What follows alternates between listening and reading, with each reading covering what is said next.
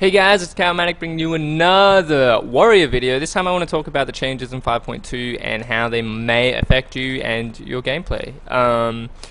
Firstly, I want to talk about defense stance. They made some pretty big changes. They've made Warriors a little more rage-starved while you're in defense stance, and I'll just do a demonstration really quickly. So the way that the Warriors are redesigned is every time you Mortal Strike, you get an Overpower proc. And that stacks up. So say if you don't use Overpower, then the next time you use Mortal Strike you'll have 4 Overpowers, and that stacks up to 5. But you've got 15 seconds I think, or 12 seconds to deplete those 5 procs. So what happens is, if you decide to go outside of your Overpower and use a Slam, which is hitting a lot harder than what it used to, and it's actually critting a lot as well. If you guys haven't hit a dummy yet, hit a dummy for a while and you'll see that every second or every third is critting for a lot, like 110, 120, the big crits. Very worthwhile. You'll actually find that you won't be able to generate enough rage unless you have Battle Stance to deplete your Overpower procs. So I'll just give you a quick example. So I'll slam instead of this one, and we'll wait. So let's just pretend like Battle Stance is on cooldown. Alright, well, you know, I'm trying to prove a point here, and there we go, there's one, you know, but then you can get out of it. Like I said, there's ways out of it, but you're still kind of stuck with one. If you deviate from the Overpower plan, you're still going to kind of be stuck later on. So I don't know how I feel about this yet. I kind of feel like it's opened up an opportunity to bring back stance dancing to a basic form. It's not as skillful as it was back in the day. It's certainly, I think stance dancing, although I did call it skillful, it just means that you got to free up your bars. You know, like the amount of freaking things, the amount of macros that you had were just crazy back in the day. So I think this way it's a little opened up. It's kind of got the element of stance dancing again, because you're just not going to be able to pull out enough DPS anymore in defensive stance, I feel. And it kind of puts an element of not just being able to go balls deep in threes anymore. Like you are going to have to play a little more defensively. You aren't going to be able to get away fast enough if you aren't going to be in defense stance. So I don't know. I kind of like the way it is. I mean, it's a little more smoother, and it's a lot smoother in Battle Stance. You can actually work in slams there. I think I like Slam over Heroic Strike, but I think you're still going to want to have Heroic Strike, because it's a cool, you know, it doesn't have a global cooldown, so you can smack it in with the Slam, and then you're hitting. I think I was only getting like 30k crits with Heroic Strike, and it is it's 30 rage. So I mean, if you can tee it up with a Slam and a Heroic Strike, 50 rage, you can smash that down. If you're freaking 100 rage, that's a great way to kill it. And I feel like that might be a really cool way to go about it, going back to that. But anyway, I'm kind of rambling on. But yeah, in twos I can't see this being effective. Pardon me.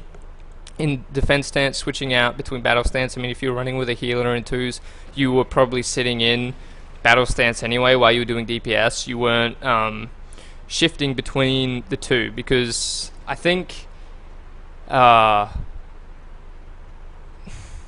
like to think that if you were running twos with a healer, that you were actually shifting in between it, because there was no real point sitting in defense stance, losing a little bit of DPS and potentially losing killing blows while you pretty much have a healer. Like, obviously you switch when you're shield walling and when you're retaliating and when they're popping their cooldowns, and then you kind of switch out of it. But it's just something that I picked up while I was running with a healer in twos, and so it's nothing really new to me. It's just something that I'll have to perfect, as opposed to, you know, making sure that I'm not getting lazy on my stances. Shockwave, 40-second cooldown unless you get 3 people in the stun. So like, let's try and get all 3 here. Nah, I only got 1. Wow. Anyway, so good example. 40 seconds. It's actually probably better just to hit 1. So 40-second cooldown. I can't imagine this being too much of a drama. I think the 20-second cooldowns, I'm looking up because I'm trying to think. I'm winging it, man. I'm sorry, okay? This is not planned. Winging when you it's Shockwave is something that with the 20-second cooldown was able to save people. You could peel effectively, you could save your healer. I mean, like, your Shockwave, they're stunned for 4 seconds, that's a heal and a half, maybe even 2 heals. So that, and they can get some distance or get to the pillar or whatever. Like, you know, it was a saving tool. It was also good offensively, and when you did get all 3 in that freaking awesome cone of death, it was devastating. So, I mean, I can kind of see where they were coming from when they thought nerfing it would be a good idea. I feel like 40 seconds might be a bit too much, but I feel like it's still... It allows opportunity for skillful players to play more effectively. Not more effectively, but you can finally kind of spread your wings. Like, the better warriors are gonna have no problem with this, or they're gonna work it in and make sure that their situational decisions are better, and that the people that have only just started rolling warriors, you know, for this expansion pack are probably the ones that are going to struggle the most unless they adapt quickly. I mean, Shockwave is awesome with Second Wind. I mean, Shockwave is pretty much, in my opinion, the thing that made Second Wind the most OP thing ever, is because 4 seconds, that's 12% of your life back. So if you're 15%, you're going to be 27% by the end of that. So I can see where they're coming from. I'm fine with this change right now. I mean, like I said, once you get into Arena and you actually see what it's capable of, you're not going to know what's going to happen until you really get into the Arena. I mean, unless you PTR'd a lot, but I mean, even then the pool size isn't as big as it should have been. And once you get to live, people will find, you know, glitches and whatever. Like, what am I thinking of? I'm going to say manipulation, but that's not the correct word either. But anyway, we're going to move on. I'm just going to go to talents real quick, and I'm going to show you. I don't know if they actually did nerf Second Wind. It might have been like a recall right at the end there. I would have to actually look up. This is a very unprepared. I'm sorry. But as you can see, it's still saying 3%. There's a million times that Blizzard have made changes and didn't change the tooltip, so it probably is down to the 2% that it said. But they did say that they were going to reduce it to 15 instead of 20 rage, and that has changed. So I'd like to think that they're going, hey, you know, Second Wind wasn't that OP. I mean, let's face it, people were just bitching. I mean, Second Wind was not as OP as everyone was crying about. If you kept a warrior within your freaking kill zone, you're killing him regardless of Second Wind. But obviously in combination with Charge Stuns, Heroic Leap, and Shockwave, along with Shield Wall, Retaliation, all of those things, it certainly made it look OP. But I mean, Retaliation and Shield Wall were our defensive abilities. I'm also forgetting one. Last Stand, but it's not called Last Stand for arms. I'm sorry, going old school. You technically aren't supposed to be able to kill people through defensive cooldowns. I mean, the defensive cooldowns are you being able to pop them and still live or have a chance to get away. So, yeah, I don't know. I don't know really where I was going with that. I mean, technically you're not supposed to be able to kill people through them. They're supposed to be able to live, and then you know, the idea is to deplete their defensive cooldowns and then strike. So if you aren't creating enough opportunities to kill this person, then they're just going to rotate between all the defensive cooldowns. You know, but I don't know. I don't know. It could be 2%. I'm not too sure. It's staying 3, so I'd like to think that they did come to their senses and go, look, if we make it 2, we've got nothing really viable.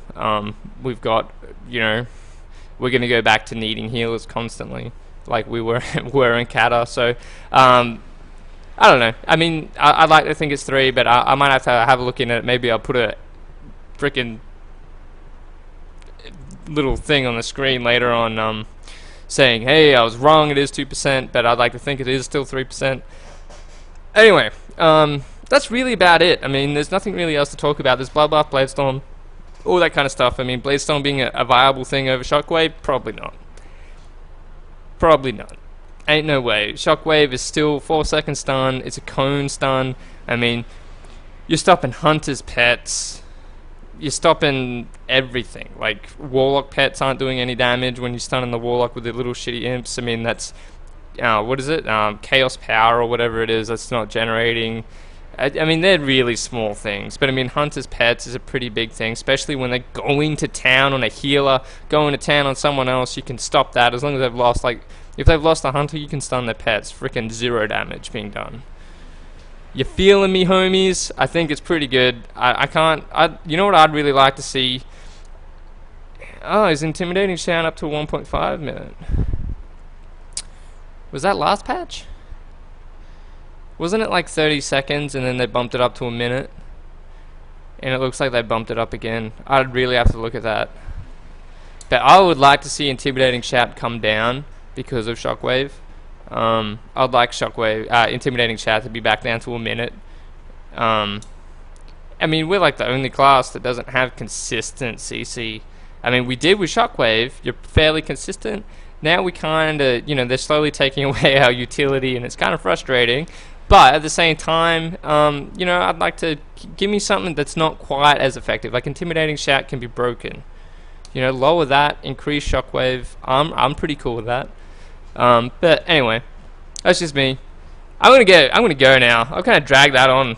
I'm sorry. I do apologize, but I hope you guys liked it. I hope you guys enjoyed it. I hope it was informative. Before I leave, I always forget this, man. Glyph of Die by the Sword. I'm not a fan of it. I'm not.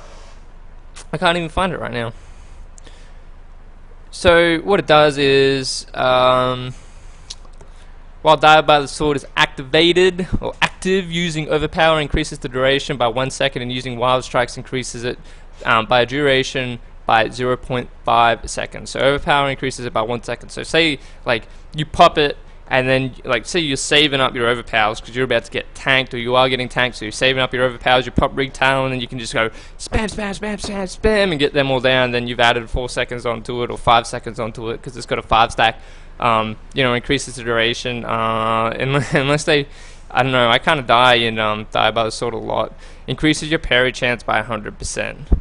The amount of times I get parried when they are parrying, and when I parry I'm still getting hit, it drives me nuts, man. I don't like that ability. I still use it as a defensive, but I'm not a fan of it. Anyway, I gotta go. This dragged on too long. I hope you guys liked it. I hope you guys enjoyed it. Consider liking it, or even if you didn't like it, dislike it. I don't care. Just rate this thing, baby, and consider subscribing. So I'll catch you guys later.